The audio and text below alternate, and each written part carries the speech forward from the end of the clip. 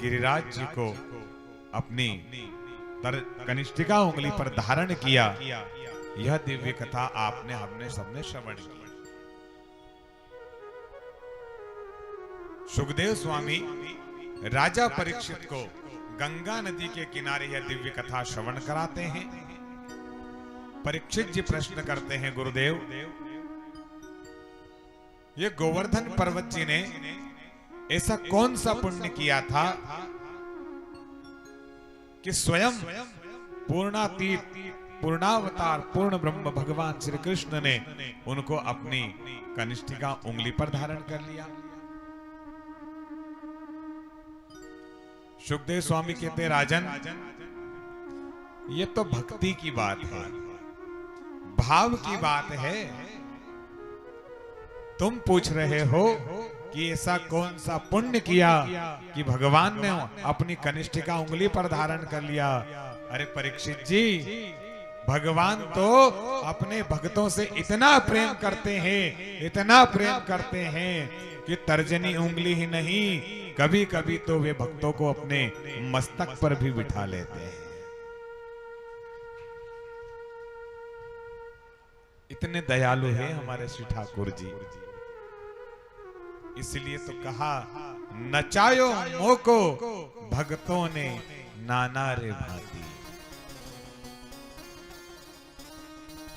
नहीं नचाया क्या? वे गोपियां ब्रज की ग्वाली ने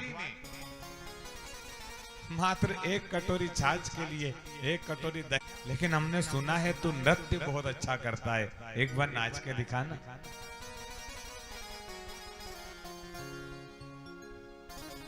ताही अहीर की छोहरियां छछिया भरी छाछ पे नाच नचावे।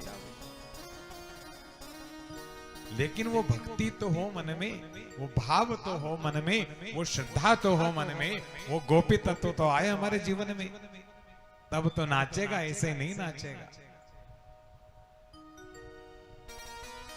उसके पहले तो वो हमें नचाएगा, और वो यदि नचाए तो नाचने में संकोच भी नहीं करना। जो हो रहा है, जैसा हो रहा है, हे ठाकुर सब आपकी कृपा से हो रहा है। मैं क्या करने में समर्थ हूं? जैसा तू रखे ऐसे हम रह लें, जो तू खिलाए वो हम खा लें, जो तू पिलाए वो हम पी लें। इसलिए तो भक्त कहते हैं, राजी है हम उसी में जिसमें तेरी रजा है। और हम तो उसी में खुश हैं जिसमें तू खुश है। इसलिए सुखदेव स्वामी कहते हैं, परीक्षित गोवर्धन जी महाराज और कोई नहीं है, ये स्वयं भगवान श्री कृष्ण के ही अंश हैं, गोलोकवासी हैं। लेकिन जब भगवान कृष्ण ने इस धराधाम पर अवतार लिया तो आप भी द्रोणाचल पर्वत के यहां पर पुत्र के रूप में आ गए। शाल्मली द्वीप में एक बार पुलस्त ऋषि भ्रमण करते करते पहुंचे। वहां उन्होंने श्री गोवर्धन जी को देखा तो द्रोणाचल पर्वत से कहा कि मुझे आपका पुत्र दे दीजिए, मैं इसे काशी विश्वनाथ की नगरी में स्थापित करूंगा और इस पर बैठ करके तपस्या करूंगा। गोवर्धन जी की कथा तो खूब आपने सुनी होगी, लेकिन वास्तव में गोवर्धन जी है क्या, ये आज ध्यान से श्रवण करो। कहा कि हे द्रोणाचल पर्वत, आपका पुत्र आप मुझे दे दो और मैं इन्हें काशी विश्वनाथ की नगरी में ले जा करके इन पर बैठ करके काशी विश्वनाथ भगवान की तपस्या करूंगा। बोलिए काशी विश्वनाथ भगवान की जय। द्रोणाचल पर्वत ने सोचा कि यदि मना कर दूंगा तो ऋषि श्राप दे देंगे। तो द्रोणाचल पर्वत ने कहा कि गुरुदेव आप मेरे बेटे से ही पूछ लीजिए, उसकी जैसी इच्छा। और पुलस्त ऋषि ने कहा कि हे गोवर्धन जी, आप मेरे साथ चलिए। गोवर्धन जी ने कहा कि मैं आपके साथ चलूंगा तो सही, लेकिन गुरुदेव मेरी एक शर्त है। कहा क्या शर्त है? कि आप मुझे अपने मस्तक पर धारण करके ले जाइए, क्योंकि मैं तो बच्चा हूं, बालक हूं, छोटा हूं, चल नहीं पाऊंगा।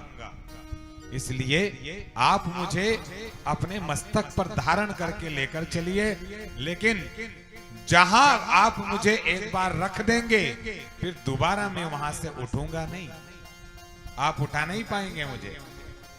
ये शर्त मंजूर है तो चलो। पुलस्त ऋषि के पास साधना का बल था, उन्होंने कहा मुझे आपकी ये शर्त स्वीकार है।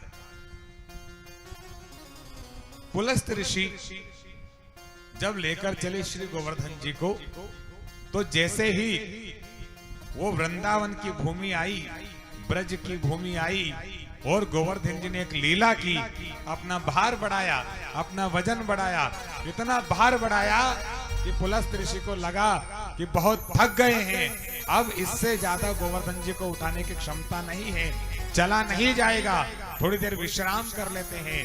तो वृंदावन की उस भूमि में श्री गोवर्धन जी को पुलस्त ऋषि ने पधरा दिया और विश्राम करने के बाद पुलस्त ऋषि ने कहा कि चलो आगे की यात्रा शुरू प्रारंभ करते हैं। तब श्री गोवर्धन जी ने कहा कि पुलस्त ऋषि, आप अपनी शर्त भूल गए हैं क्या? हमने आपसे कहा था कि जहां आप हमें एक बार रख देंगे हम दोबारा वहां से उठेंगे नहीं।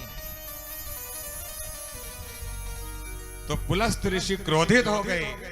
क्रोधित होकर पुलस्त ऋषि ने श्राप दे दिया कि तुम मेरी आज्ञा नहीं मानते हो, मेरे साथ चलने के लिए मना कर रहे हो। तो गोवर्धन सुनो, तुम प्रतिवर्ष एक एक तिल के बराबर घटते चले जाओगे। तब से कहते हैं कि श्री गोवर्धन जी एक एक तिल घटते जा रहे हैं, तिल के बराबर। ये श्री गोवर्धन जी के पूर्व जन्म की कथा है। लेकिन इस मनुष्य जीवन में यदि आए हो और संभव हो सके तो मेरा, आप जितने भी लोग बैठे हैं सबसे हाथ जोड़ के निवेदन है कि और कहीं जाना हो पाए ना हो पाए, लेकिन इस मनुष्य शरीर को यदि परमात्मा ने हमें दिया है ना, तो एक बार श्री गोवर्धन जी की परिक्रमा करने जरूर जाना, जरूर जाना। सारे तीर्थों का फल प्राप्त होगा आपको। इसलिए उनके भक्त गाते हैं। आइए 2 पंक्तियों में श्री गोवर्धन जी की वंदना करें और आगे की कथा में प्रवेश